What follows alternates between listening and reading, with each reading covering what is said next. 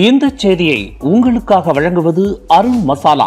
1983 ஆண்டிலிருந்து தரத்துடன் தன்மை மாறாத அறுசுவை சமையலுக்கான அருண் மசாலா.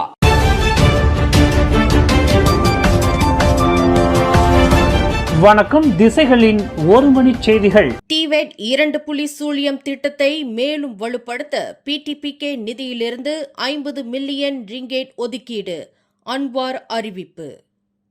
தொழில்திறன் பயிற்சி கல்வியான டிவெட் 2.0 திட்டத்தின் செயல்பாட்டை மேலும் வலுப்படுத்தும் நோக்கில் திறன் மேம்பாட்டு நிதி கழகமான PTPKவின் கீழ் செயல்படும் உயர்தாக்க திட்ட நிதியிலிருந்து அதிகபட்சமாக 50 மில்லியன் ரிங்கேட் ஒதுக்க அரசாங்கம் ஒப்புதல் அளித்துள்ளது. தற்போதைய மற்றும் எதிர்கால வேலைவாய்ப்பு சந்தையின் தேவைகளுக்கு ஏற்ப நாட்டின் தொழிலாளர் படை தயாராக இருப்பதை உறுதி செய்வதே இந்த நடவடிக்கையின் முக்கிய நோக்கமாகும் என்று பிரதமர் டத்தோஸ்ரீ அன்வார் இப்ராஹிம் தெரிவித்துள்ளார். மேலும் தொழில்துறையின் உண்மையான தேவைகளுடன் டிவெட் கல்வி மற்றும் பயிற்சி மேம்பாட்டை ஒருங்கிணைக்கும் அரசாங்கத்தின் தொடர்ச்சியான முயற்சியின் ஒரு பகுதியாக இந்த நடவடிக்கை மேற்கொள்ளப்பட்டுள்ளதாகவும் அதற்காக பல்வேறு தரப்பினர்களுக்கிடையேயான ஒத்துழைப்பு மேலும் வலுப்படுத்தப்படும் என்றும் அவர் வலியுறுத்தியுள்ளார். அதேவேளையில் இந்த திட்டத்தை வெற்றிகரமாக செயல்படுத்த சிறந்த ஒருங்கிணைப்பை உறுதி செய்யும் வகையில் குறிப்பாக தேசிய டிவெட் கவுன்சில் மூலமாக முதலாளிகளும் தொழில்துறை சார்ந்தவர்களும் அரசாங்கத்துடன் ஒத்துழைக்க வேண்டும் என்பது இதற்கான நிபந்தனையாகும் என்று புத்ராஜயா சதுக்கத்தில் இன்று நடைபெற்ற டிவெட் 2.0 கொண்டாட்ட தொடக்க விழா உரையில் அன்வார் தெரிவித்துள்ளார்.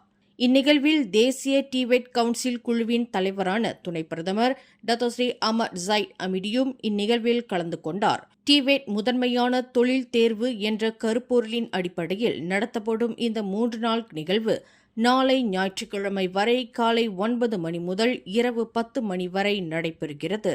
இதில் 9 முக்கிய துறைகளைச் சேர்ந்த 107க்கும் மேற்பட்ட முகமைகள், நிறுவனங்கள் மற்றும் தொழில்துறை சார்ந்த அமைப்புகள் பங்கேற்கின்றன என்பது குறிப்பிடத்தக்கது.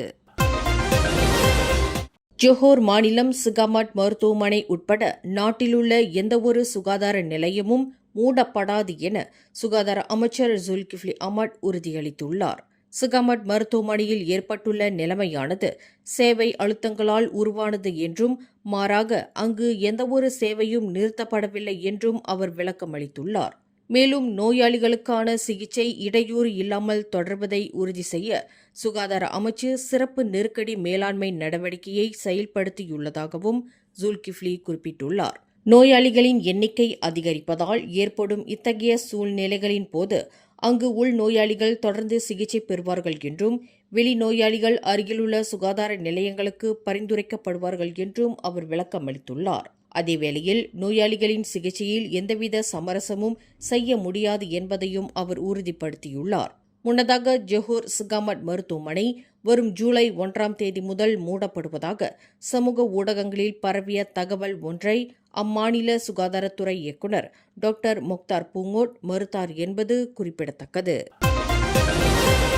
மலாக்கா மாநில சட்டமன்றம் உடனடியாக கலைக்கப்படும் வாய்ப்பு இல்லை என அம்மாநில முதலமைச்சர் டத்தோஸ்ரீ அப்துல் ரவுஃப் யூசோ தெரிவித்துள்ளார்.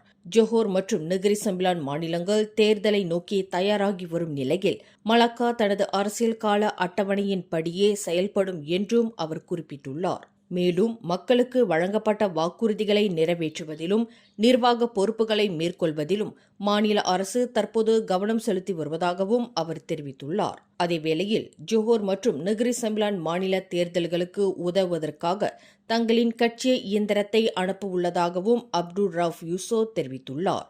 அந்த தேர்தல்கள் முடிந்த பிறகு மலாக்கா மாநில தேர்தலை நடத்துவதற்கான பொருத்தமான நேரத்தை பரிசீலிக்க உள்ளதாக நேற்று வெள்ளிக்கிழமை மஸ்ஜித் தானா கம்புங் பூலாவில் உள்ள தனது இல்லத்தில் அப்துல் ரவுஃப் யூசோ செய்தியாளர்களிடம் தெரிவித்துள்ளார்.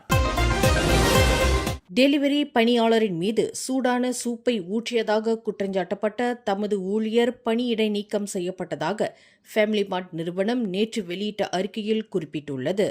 மேலும் இச்சம்பவம் தொடர்பாக தாமதமாக விளக்கம் அளிக்கப்பட்டதற்கும் ஊழியரின் செயலுக்கு வருத்தத்தையும் அந்நிறுவனம் தெரிவித்துள்ளது. அதேவேளையில் பாதிக்கப்பட்ட டெலிவரி பணியாளரின் நலனில் தற்போது கவனம் செலுத்தப்பட்டு வருவதாகவும் போலீசாரின் விசாரணைக்கு முழுமையாக ஒத்துழைப்பு வழங்கப்படுவதாகவும் ஃபேமிலி மார்ட் தமது அறிக்கையில் தெரிவித்துள்ளது. மேலும் வாடிக்கையாளர்கள், ஊழியர்கள், டெலிவரி பணியாளர்கள் மற்றும் வணிக கூட்டாளர்கள் உள்ளிட்ட யாரிடமும் மரியாதையற்ற, பாதுகாப்பற்ற அல்லது அவமரியாதையான நடத்தையை ஃபேமிலி மார்ட் மலேசியா எந்த விதத்திலும் பொறுத்து கொள்ளாது என்றும் அந்த அறிக்கையில் வலியுறுத்தப்பட்டுள்ளது.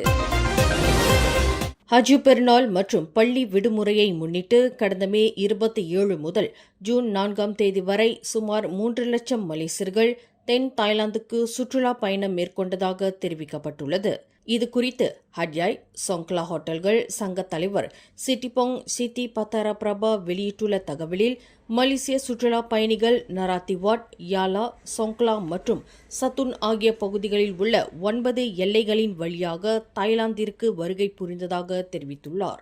மேலும் இந்த காலகட்டத்தில் 30,000த்திற்கும் அதிகமான ஹோட்டல் அறைகள் முழுமையாக முன்பதிவு செய்யப்பட்டதுடன் தாய்லாந்தின் சுற்றுலாத்துறைக்கு 1 பில்லியன் பாட் மலேசிய மதிப்பில் 123.2 மில்லியன் ரிங்கிட் வருவாய் கிடைத்ததாகவும் அவர் குறிப்பிட்டுள்ளார். அதேவேளையில் எல்லை சாவடிகளில் 3 முதல் 4 மணி நேர காத்திருப்புகளுக்கு மக்கள் உள்ளானதையும் அவர் சுட்டிக்காட்டியுள்ளார். இந்நிலையில் தென் தாய்லாந்து மலேசியர்களின் விருப்பமான சுற்றுலா தலமாக நீடிக்க வேண்டுமெனில் குடிநுழைவு சோதனை தாமதங்களை விரைவாக சரி செய்ய நடவடிக்கை எடுக்க வேண்டும் என்றும் வலியுறுத்தியுள்ளார். தெலங்கானா மாநிலம் டுங்குன் பகுதியில் உள்ள பக்கா ஓய்வு நிறுத்தம் அருகே நேற்று நடந்த கார் விபத்தில் 57 வயதான பெண் ஒருவர் தனது இடது காலை இழந்தார். கொலத்திரங்கானுவிலிருந்து குவாந்தான் நோக்கி சென்று கொண்டிருந்த அந்த கார் கட்டுப்பாட்டை இழந்து சாலையை விட்டு விலகி விபத்துக்குள்ளானதாக பக்கா தீயணைப்பு மற்றும் மீட்புத்துறை அதிகாரி நூர் அசமுல்லா அப்துல்லா தெரிவித்துள்ளார். இந்த விபத்தில் 57 வயதுடைய பெண்ணின் இடது கால் முழங்காலுக்கு கீழே துண்டானதாக தகவல்கள் கூறுகின்றன. சம்பவ இடத்திற்கு விரைந்த தீயணைப்பு வீரர்கள் காயமடைந்த பெண்ணையும் துண்டான காலையும் மீட்டு அவசர சிகிச்சைக்காக அனுப்பி வைத்துள்ளனர். இந்த விபத்திற்கான காரணம் குறித்து மேலதிக விசாரணைகள் நடைபெற்று வருகின்றன.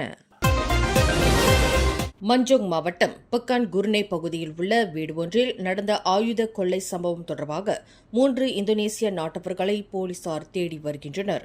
சந்தேக நபர்கள் வீட்டிற்குள் புகுந்து அரிவாளை காட்டி வீட்டில் இருந்தவரை மிரட்டி சுமார் 10,000 ரிங்கெட் மதிப்பிலான பணம் மற்றும் நகைகளை கொள்ளையடித்துச் சென்றதாக மஞ்சோங் மாவட்ட போலீஸ் தலைவர் அஸ்புல்லா அப்துல் ரஹ்மான் தெரிவித்துள்ளார்.